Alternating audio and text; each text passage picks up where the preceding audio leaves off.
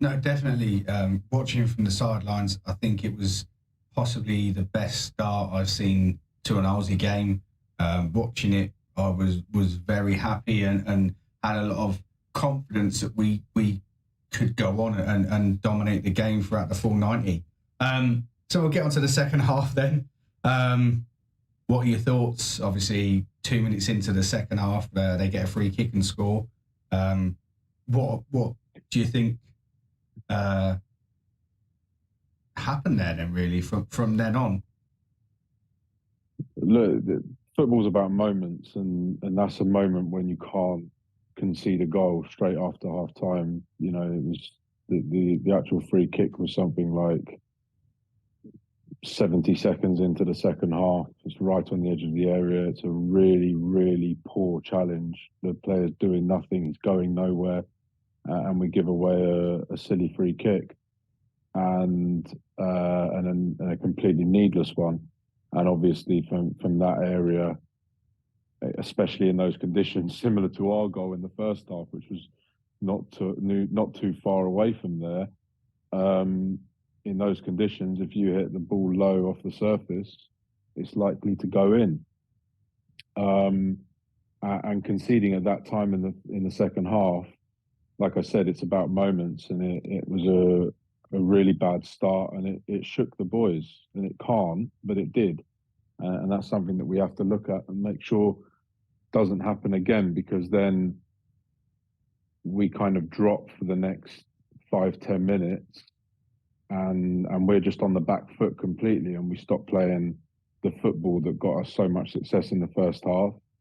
Every time the ball turned over, they were just hitting a long ball, and we weren't adjusting properly to it. So that's something that we've looked at, spoken to a few players today with regard to it. Obviously, Lewis and I have debriefed as well, and it's something that we've got to make sure doesn't happen again. Obviously, because football, like I said, is about those moments, and in key moments of the game, you know, if things like that happen, because that will happen in football matches, you know, things happen that you can't control sometimes, and mistakes happen, and then it's about regrouping and making sure that you get back on top of a game, rather than kind of getting in a vicious circle and continue doing what you were doing that made things go wrong in the first place, if that makes sense. So, you know, we just needed to kind of regroup for 5-10 minutes, continue playing the way we played in the first half, settle down on the ball, and get going again. But we didn't. We got nervous. We stopped playing that football, and they took advantage of that. And that's what good teams do. There's a reason they're top of the league, right? They are up there for a reason, because they're dominant in the right times of games, and clinical at the right times of games. Both teams last night, I think it's a very important thing to add. And don't know the reason why, maybe because of the slope on the pitch, but, you know, we have 7-8 chances in the first half. They have 7-8 chances in the second half. We score one goal in the first half. They score 6 in the second half. It's just about being clinical in the box. It's as simple as that. But it's about doing it in both boxes. Their keeper keeps them in it in the first half. And we defend really poorly in the second half, and they were good in both boxes essentially, and we weren't good enough on the night. And unfortunately, that's what it comes down to in football. You can do everything you want between the boxes, but if you don't do the business in both 18-yard boxes, then you don't win games. And that was our downfall last night, and something that we have to put right for Saturday. No, definitely. So we'll get to the next question. Were there any sort of standout performances, or anyone that you could say stood out for you in that game? Obviously, I know not the result we wanted, but yeah, I mean, if you look at our first half performance, you could say everyone stood out. Defensively, we were solid. Midfield were picking up all the second balls. and our front line created a lot of chances other than putting them in the back of the net. So everyone stood out in that sense. Ollie communicated well as well and made that vital save that I spoke about at the start. So there were a lot of individually good performances in the first half.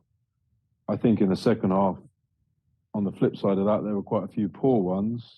I think a couple of players really stood out, probably for the 90 plus minutes. One of them being Dan Woppett, another one being AT coming back from suspension.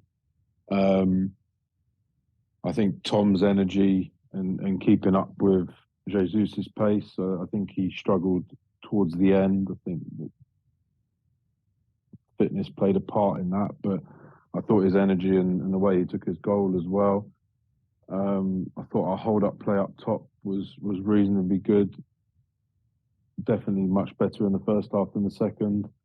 So yeah, there were some good performances, but it's a team game, and ultimately, as a team, we didn't do enough in the second half. We didn't do anywhere near enough in the second half, and that's what cost us the result in the end. Well, we look forward now, obviously, on to Saturday, Crawley Green. What are we thinking? Home now again, so that'll be nice to get back home. What are your thoughts turning into the game then? Take our chances and defend properly. You know, look, when you play a game and on the back of a result like that, you just want to get back on the pitch as quick as you can. So luckily we don't have to wait a week. You know, we've got training tomorrow night where we'll put right a lot of the stuff that went wrong last night and make sure that we come out with that response that I asked for last night from Saturday's game, but actually turn it into a 90-minute performance instead of a 45-minute performance. And when this team starts clicking like that, I mean, you saw last night, if they can get that performance from the first half and put these games to bed, and then the second half becomes a different kind of game, this team will do really well and will really cause a lot of teams problems. But at the end of the day, we have to make sure that we're doing that consistently and making sure that we're doing the right things consistently for 90 minutes. So I want a response on Saturday against Crawley Green, and I'm really confident after the debrief that we had with the boys in the changing room last night that we'll get that response on Saturday, because everyone's hurting after that defeat, and they'll want to put it right. Yeah, I mean, I'll touch on what you said there about how dangerous they can be. They looked, I mean, if they can keep that 45 performance for the 90, they'll be a very dangerous team and one to watch out for. And I'm not just saying that from obviously we work with the guys and stuff like that, but it was a very controlled 45.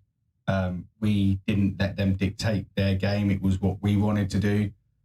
So yeah, definitely when it starts to click. Look, I think on that point, you know, our 3 losses this season have come against the top 3.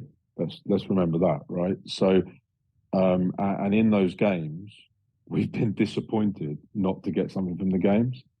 So that's a really kind of a positive outlook in that sense. That, you know, we had a game plan against Real Bedford, and we spoke a few weeks ago about the reasons why we lose that game. We should have got a draw out of it, and even their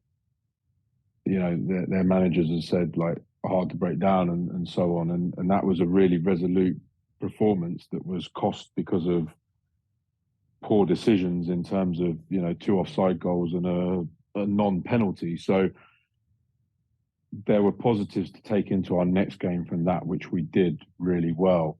And then obviously on Saturday against St. Pantilimon, could have gone either way. It was a late goal, 1-0.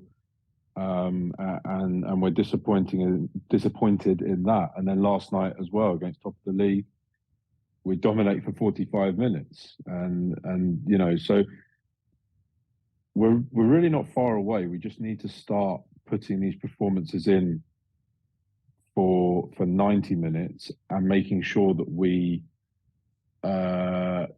stay in the game correctly, if that makes sense. So it's not good enough to just do like 90 minutes against, for example, Aylesbury or Desborough or teams, other teams that we've played. You've got to do it every week and every Tuesday, Saturday, and make sure you're doing it against every team in the league. And when things don't go your way, like last night, in the sense that they get a bit of momentum at the first minute of the second half, and then we're under the cosh. It's about riding that wave and not crumbling, and we've got to learn from that, and that's what we need to take into Saturday's game.